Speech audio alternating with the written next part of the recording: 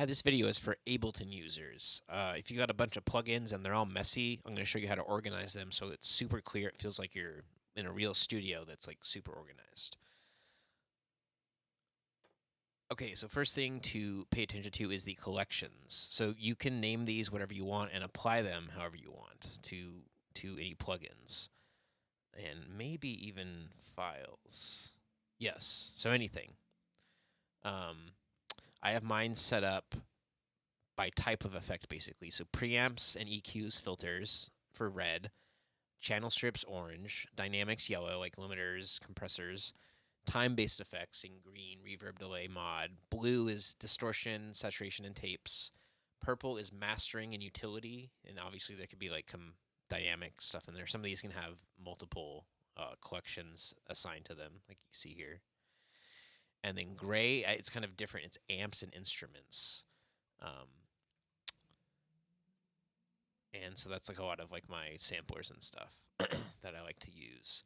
So that's just a baseline organization. Now, you can organize these even further by, let's get this more.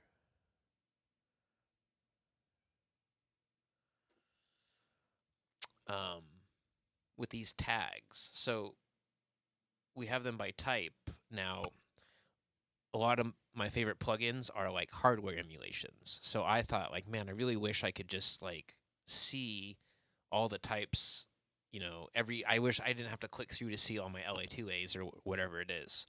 So I've made these tags for hardware specific, and they apply to all my different collections. So, channel strips, we have API, Avalon, EMI, Helios, Manly, Neves. Some have more than others. Under dynamics, the hardware is, it's all compressors, limiters. For reverb, delay, it's like studios, maybe, like Abbey Road, or digital verb, Echoplex, whatever you want. But so how do you make these? So this is from the tag editor, which, if it's closed, you click this drop down, open tag editor. So for preamps and EQs, under hardware, which I created by adding a group here at hardware, and then within hardware, you want to add tags. So see, I've made a tag for all the different types of hardware I have. That now from there, when I click on something, so you right click to assign the collection, the color, and then when you have the tag editor open, you can select it there. And so it takes a little bit of work to get it organized, but then it's really well organized. So highly recommend doing this. Here's another example of, for amps and instruments, I also have like sounds. So I think sounds was already,